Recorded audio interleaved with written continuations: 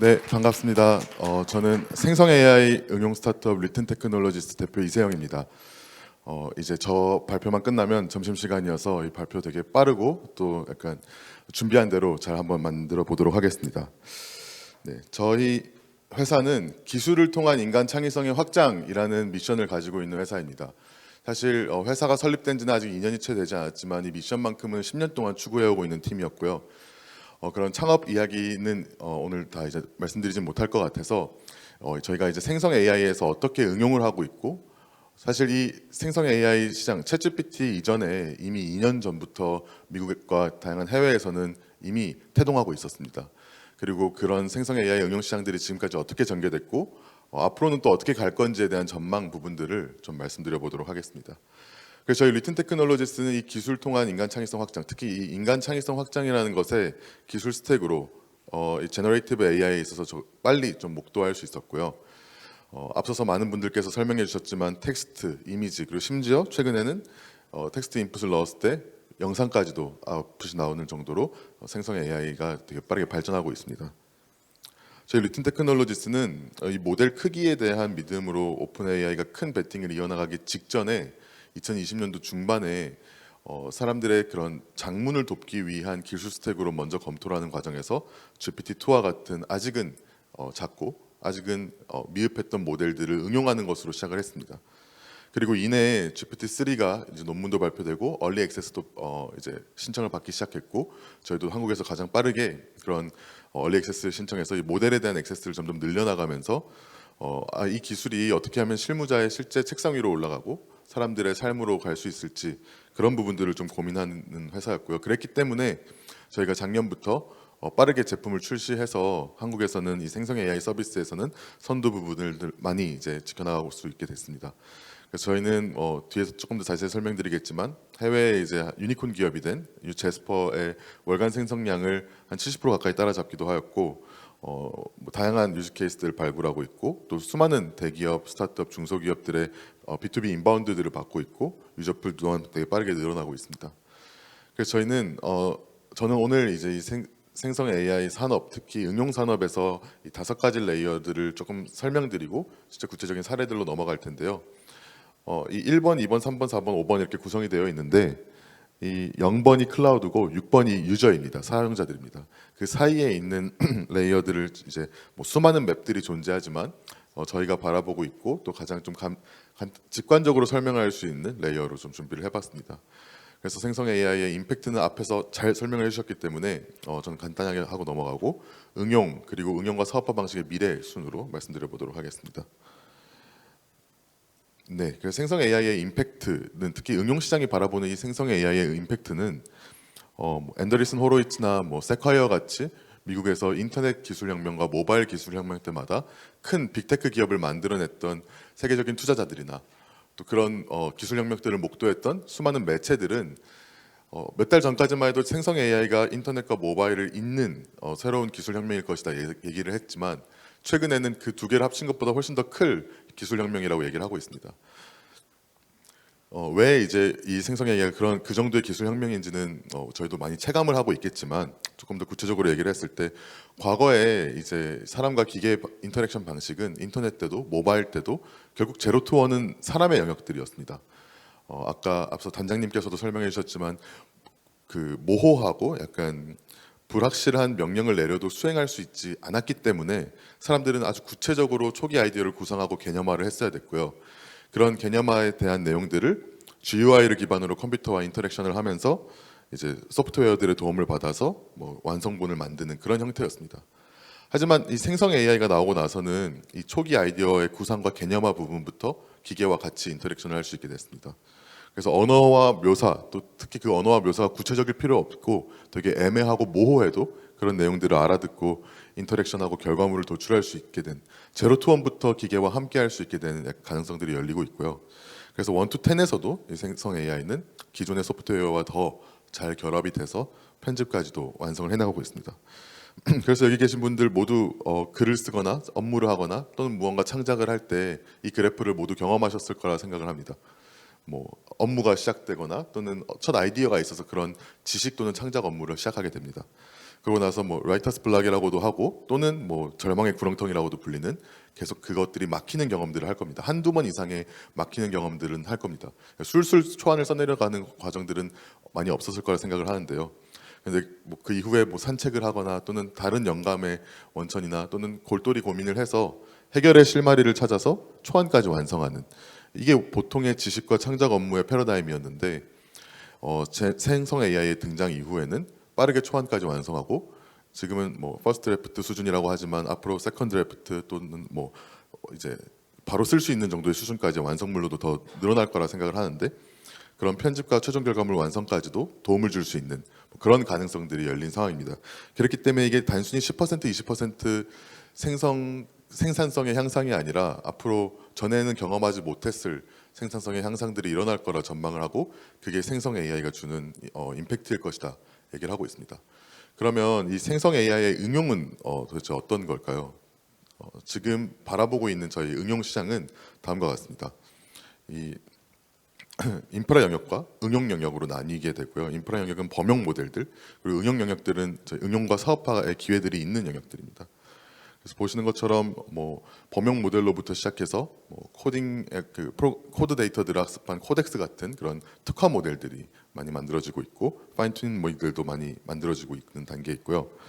그런 모델에서 한 단계 더 내려와서 뭐 휴먼 피드백을 더 많이 받았거나 또는 특정 기업의 독점적 데이터나 로컬 데이터들을 갖고 학습하게 되는 정말 전문가형 모델들, 하이퍼 로컬 AI 모델들 또한 등장을 하고 있습니다.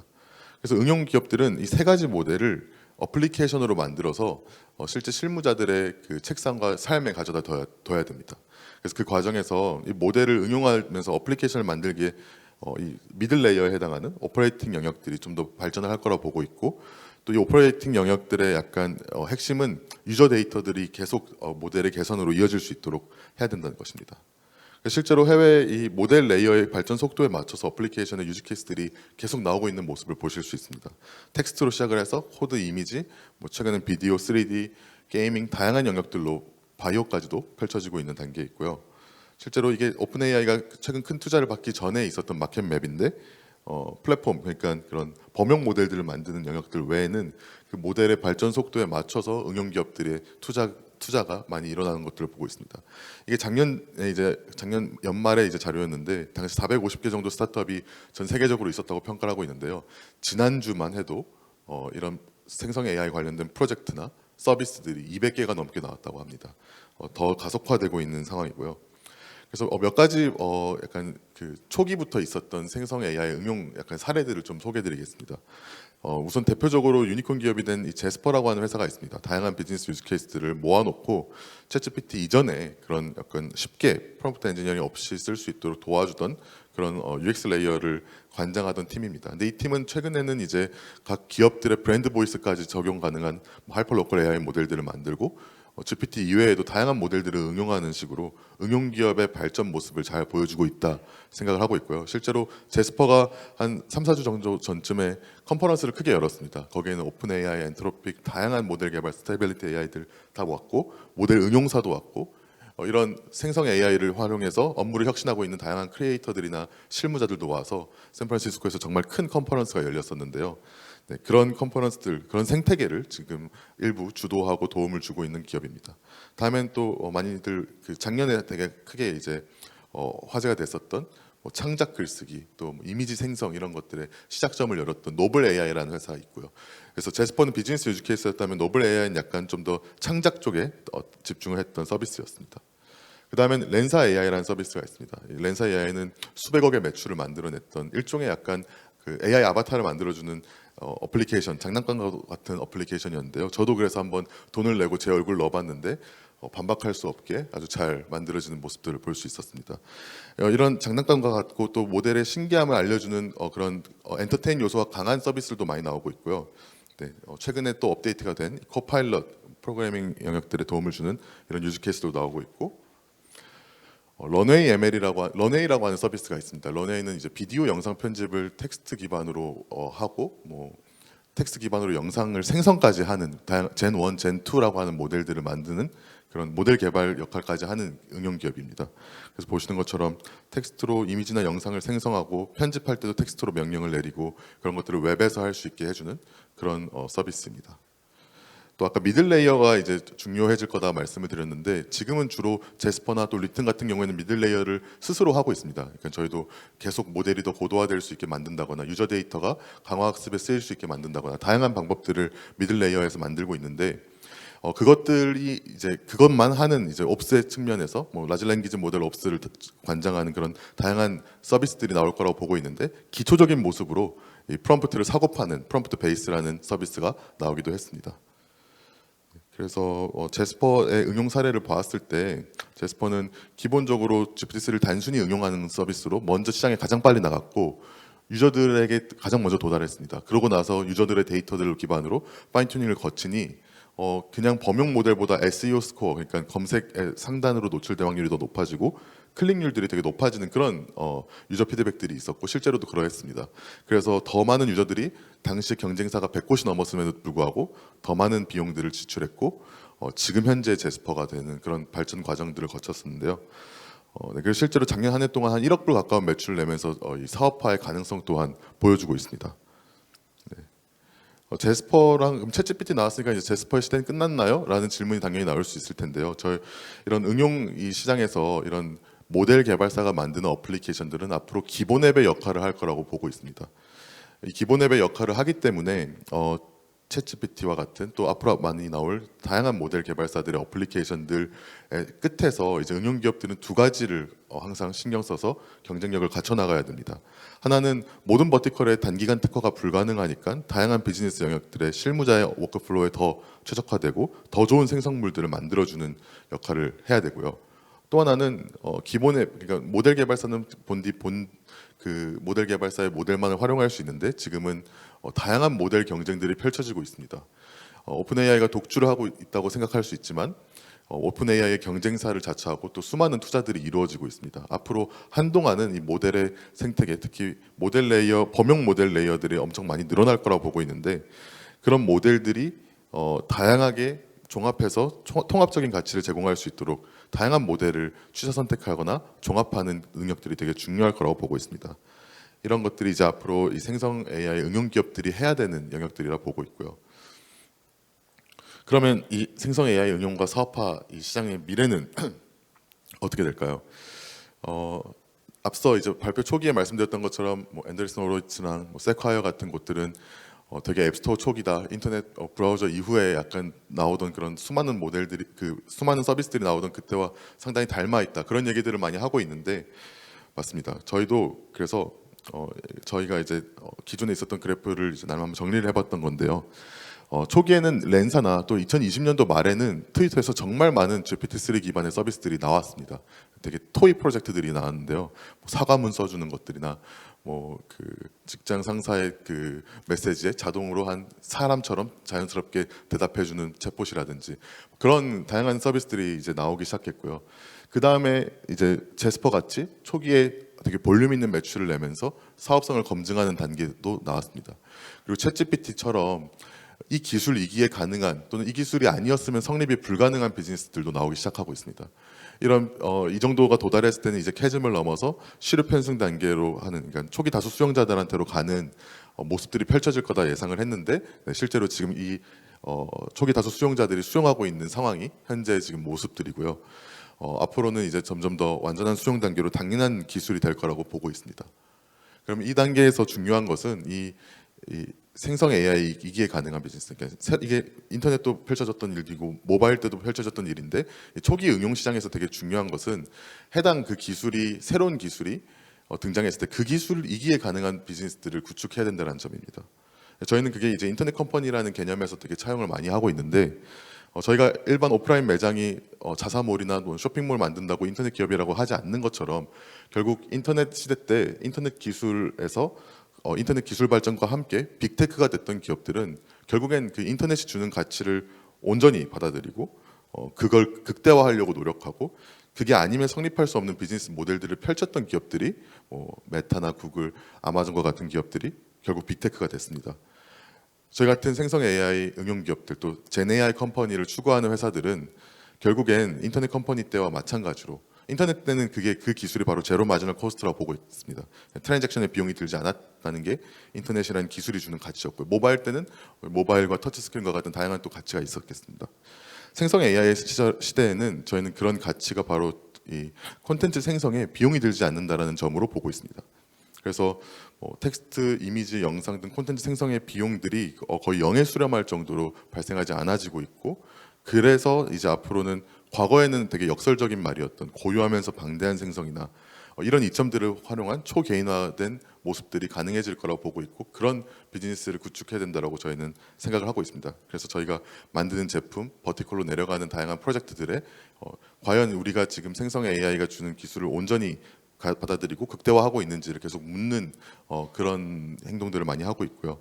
그래서 실제로 이 약간 사례로 약간 하나 말씀드리면, 과거에 이제 그런 광고 카피를 100개를 써서 이제 후보를 정하는 과정, 100개를 쓴다라는 것 자체는 정말 많은 시간과 비용이 들어가는 방식이었고, 고유하면서 방대하기 위해서는 되게 비싼 값을 치렀어야 됩니다. 근데 하지만 생성 AI는 이제 그런 것들이 바로바로 몇 초 만에 가능하도록 만들고 있고, 또 뭐 제가 많이 드는 예시로는 이제 넷플릭스의 그런 포스터 같은 것들, 지금은 많은 일러스트레이터들이나 디자이너들이 그 포스터를 일일이 다 뒤에서 그려서 사용자한테 개인화된 포스터를 노출해 주려고 노력하고 있습니다.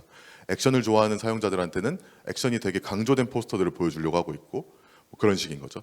그래서 그거는 이제 과거에는 그런 포스터도 만들었어야 됐고, 또 추천 알고리즘도 만들었어야 됐고, 뭐 다양한 과정들이 필요했었는데, 앞으로는 그런 초개인화된 추천들은 그때그때 생성하는 방식들로 바뀔 것이라고 전망을 합니다.